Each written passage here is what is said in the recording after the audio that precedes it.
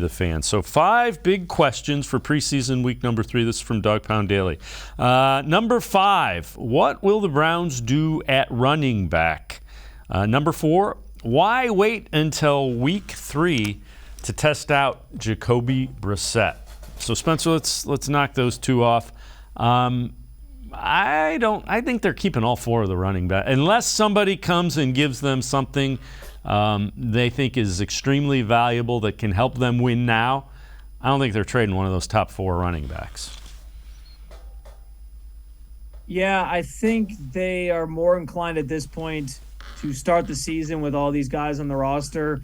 And then as the season progresses, maybe you get some trade talks picking up for a guy like Dearness Johnson. Maybe even Kareem Hunt if things really go awry and, they're not looking very good with Jacoby Brissett under center and they're struggling and you get to that trade deadline and you're like, well, this guy's, in the last year of his deal, we might as well flip him and get something, especially a team like Cleveland who obviously doesn't have first-round draft picks coming up the next few years. Might be beneficial to sort of stockpile some picks, so that could be a move you make. But I think right now they're more inclined to start the season with all these guys because I think they believe in all of them. I think they all have kind of different skill sets in some regards as well, and they want to have depth at that position, especially given that both Chubb and Hunt were out for decent periods of time last season due to injury.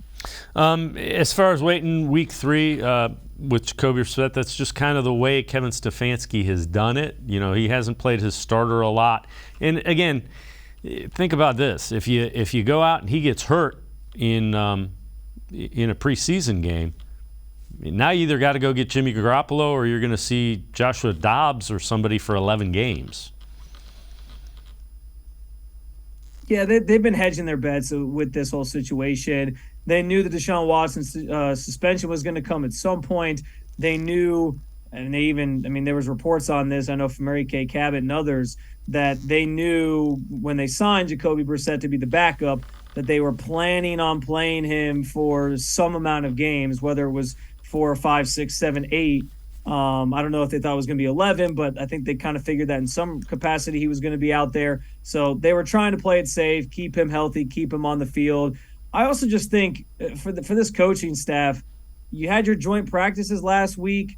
You probably got work with Jacoby Brissett then that you liked and saw some different things in a more controlled environment. You didn't want to put him out there in a meaningless preseason game and again, risk that injury. So I don't have a problem with it. I think sometimes we overblow some of this playing time in preseason games for certain players. Now, I think it's good he's going to play this weekend and at least get some snaps in a live game environment. But, yeah, I think that was probably the smartest move for them in terms of trying to get him ready for the season and make sure that they didn't have any other issues at quarterback behind Deshaun Watson.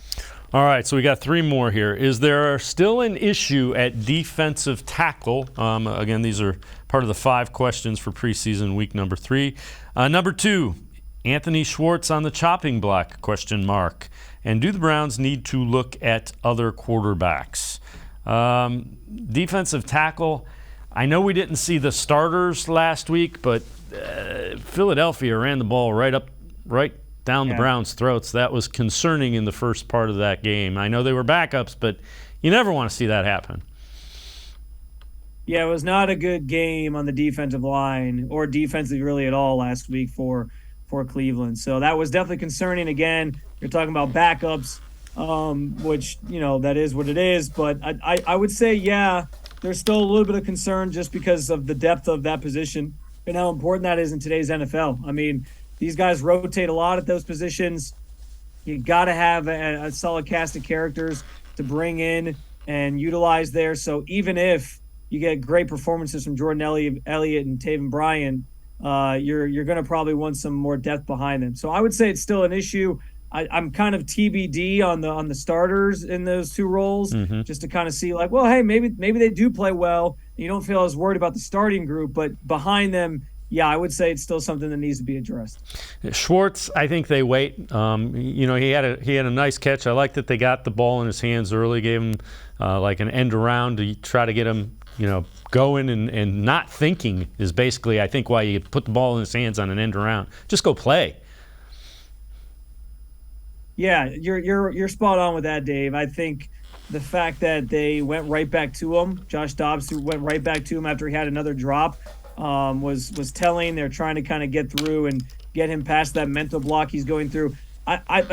Same stance I had last week. Like, I'm not ready to just say, yeah, get rid of him, cut him, because obviously the coaching staff has confidence in him, and obviously they've seen it at camp that he can get it done. But if he struggles or has another drop this weekend, I don't know how fans are supposed to feel very confident about him going into the regular season, being sort of that deep threat receiver, and he just hasn't lived up to the hype so far. So hoping for the sake of Browns fans, they get a pretty solid performance from him, and that he doesn't have any more drops to add to his resume this weekend, so that there's at least some positive vibes about surrounding him heading into the regular season.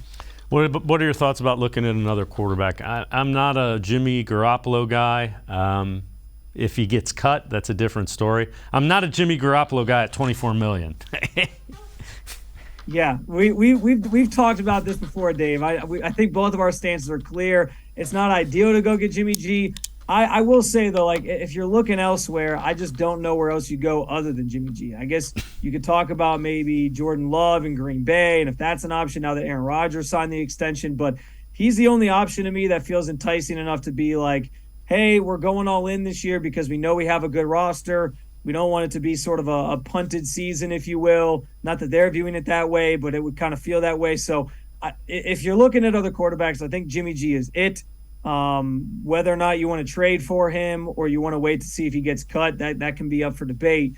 But I think that's it. Like, the market stops there, and I think the Browns feel that way too, where they're not necessarily – we haven't heard a lot about them exploring that trade option. And if they don't, I think they feel comfortable trotting out Jacoby Brissett for better or for worse for us as consumers and fans.